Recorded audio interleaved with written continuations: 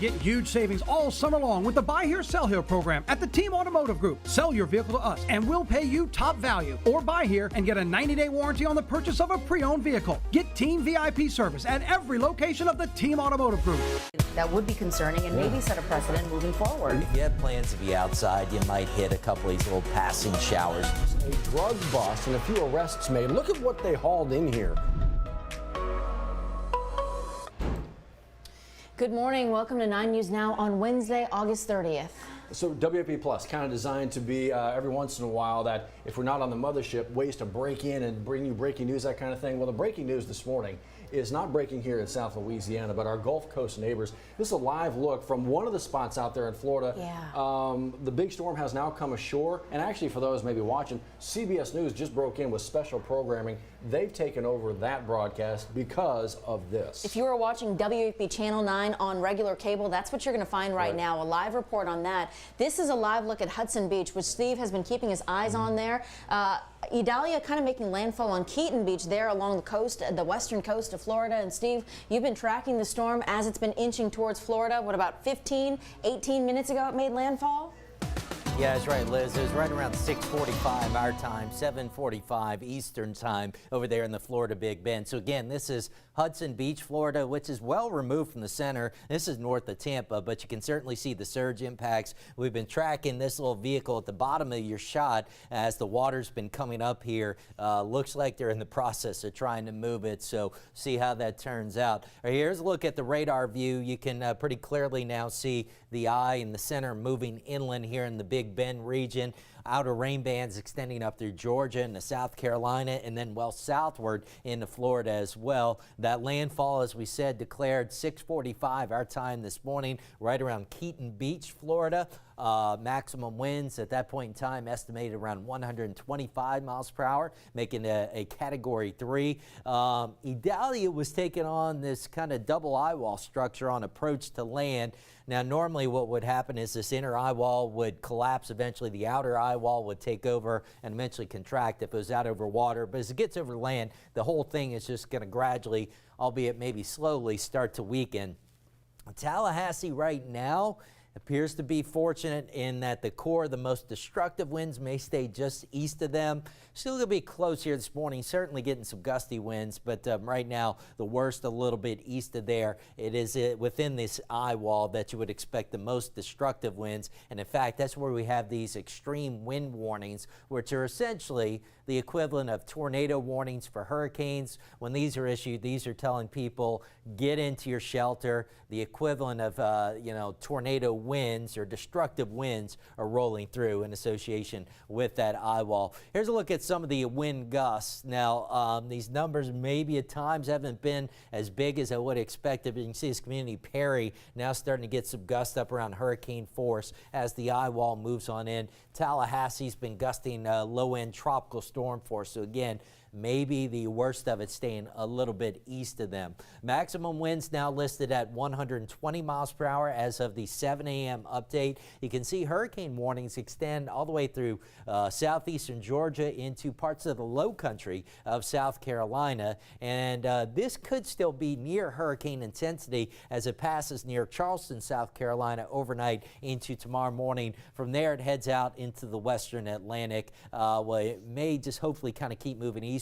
There was some model guidance almost suggesting a bit of a loop, but much of the guidance kind of keeps it moving eastward with time as we get into early next week. Now, back here at home, we're thankful. Things are much quieter. And in fact, today's going to be quieter overall, in part thanks to Idalia and the drier air on its backside. Still going to be warm outside, around 90 at noon, mid-90s for highs today. Yesterday, we got back up to 95, making it 50 straight days at or above 95 in Baton Rouge. The previous record for days, consecutive days at or above 95, 25. So we've now doubled that record, and it looks like we're not done. Today, we're going to keep it dry. The concern today is now on the backside of Idalia. Winds pick up a little bit. Humidity is going to drop, and while that'll feel nice to us, a little relief from the heat and humidity, That's kind of bad news for fire weather. That means the fire risk goes back up. So red flag warnings have returned to most of the area today. So again, you see Idalia lifting up to the northeast, and on its back flank, on its back side, we've got that northerly flow drying things out. That'll keep us dry today on into tomorrow. Did want to give you a quick look at the remainder of the Atlantic. Several other features out there. Franklin still out here with a massive eye. But as we sometimes like to remind you, a big eye doesn't necessarily mean a stronger storm. Typically, a more compact eye actually equates to a stronger storm. So Franklin, a Category 2, was actually a Category 4 yesterday. Tropical storm conditions expected in Bermuda. This is actually Tropical Depression number 11. Not expected to last long. There's another wave here coming off the coast of Africa as well. So there's 11. Here's Franklin. Here's Idalia.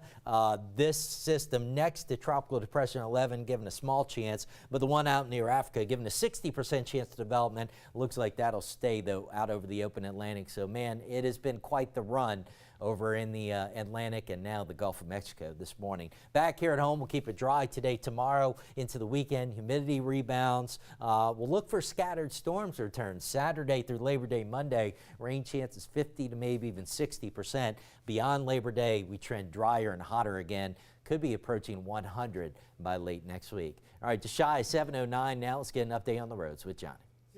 Congestion building up behind a crash on I-10 westbound right near the 1012 merge. So here we are from right past Bluebonnet, bumper-to-bumper traffic past Essen, all the way to the point of a wreck. Right there where 12 merges in with 10. We can see the center lane is blocked. Here's I-12 traffic right there. This is I-10 traffic. On the other side of that wall, that's where the construction is on I-12, so that's not part of our travel lanes. There's your travel lanes on I-12 west, I-10 west, right there at the merge, center lane blocked. So we definitely have some backups on traffic. There's I-12 backing up to Essen, I-10's backing up to Bluebonnet. Our drive times have definitely been affected coming in from Denham Springs and from Gonzales. Most of those drive times from Denham Springs, as you can see, those are going to be certainly out of Denham from Juban to the Amite, and then about 14 minutes from the Amite River to the 1012 merge, and it will be slow beyond that, even as a matter of fact. 7:09, we do it for you every single morning. Recap our morning top headlines in a little bullet form, and we do it from Studio B with Matt and Liz. And this morning,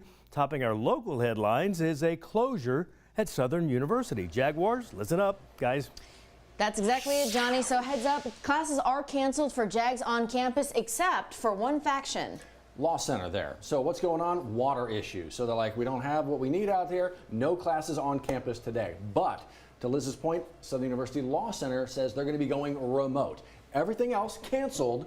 Law school still active, but only remotely. When this all changes, as the water situation gets resolved, we'll make sure to keep you updated. We sure will. Speaking of water situation, water and wind and flood, this is the top story from coast to coast, even if you're not impacted by it. Steve mentioned this in great deal, so we're not going to talk about the storm impact too much right now. Right. Steve already went over this. Just know we know a lot of people have friends, neighbors, family members, loved ones in Florida, so please check on them. Hopefully they're already evacuated in their safe spaces and everything right now. But we also know a lot of people are traveling to Florida. That's right. Right. We've got a big game this weekend, including us. We've got a crew on the way there trying to make their way from New Orleans to Orlando. So right now, it's not looking like many flights are canceled. Delayed is the case right now. We're keeping our eyes on this because, Matt, Labor Day is around the weekend. Exactly right. So Labor Day is coming up. A lot of folks are going to be hitting the roads, the skies, that kind of a thing. Is your travel going to be impacted by all this? And look, man, what kind of hit is Florida going to take? Actually, Liz, right here on our power outage map, this is recent-ish already, as it's just made landfall. 130,000 outages. This is courtesy, of course, of poweroutage.us, and it's up to 144. This is the impact. So if you are traveling that direction, obviously you're having conversations before you get out there right now, right? Yes, and we're keeping our eyes on all of this throughout the day. Matt, again, landfall still happening within 20 minutes now. Yeah, just 20 minutes ago. So from that, from maybe taking a flight there to taking a flight from Baton Rouge to Washington, D.C., capital to capital.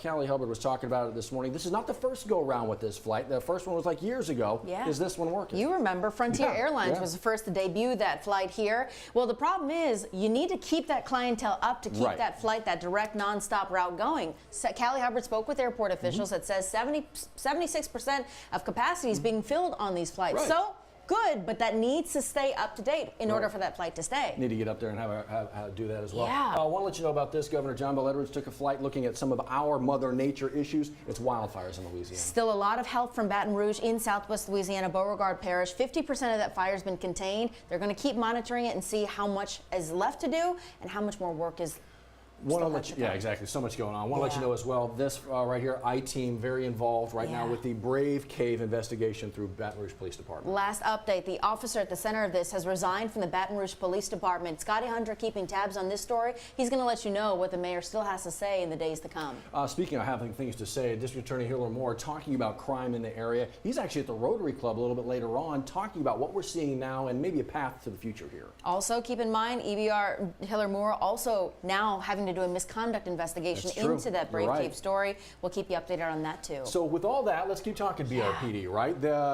Obviously the chief we know is going to be stepping down pretty soon. He said he would be waiting until there's a new chief named. We now have a list of candidates. Almost 23 people filing their name to apply for the BRPD chief position. The mayor now has to go over the test scores, and from that point, she's got 60 days to finalize who that chief will be. Once a new chief is named, Chief Paul will step down. There it is. But again, the top story is the storm making landfall in Florida right now. Steve, we were talking about this, and you've mentioned already, this is probably the biggest storm to hit this part of Florida, the Big Bend area, that's right? Yeah, when you think about Florida, all the hits they take, right? Exactly. And really kind of the hurricane capital of the United States. Yeah. This particular part of the coastline really has largely been spared, at least in our hurricane record, dates back to about 1851 from major hurricanes. That changed, obviously, this morning.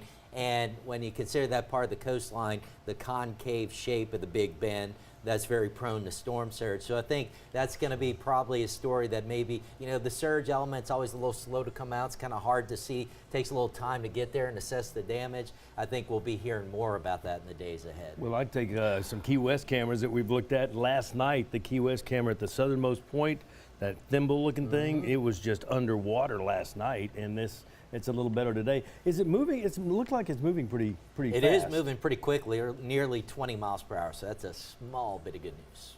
All right, we'll take every bit of good news we can take, keeping our eyes on Idalia all throughout the day. Join CBS News on the big channel right now. Get yourself summer ready with the award-winning lineup of Hondas at Team Honda. We'll help you find just the right vehicle to hit the road to whatever destination awaits you. Come shop the most awarded brand in Car and Driver's 10 Best history at Louisiana's #1 Honda dealer, Team Honda on Siegen Lane.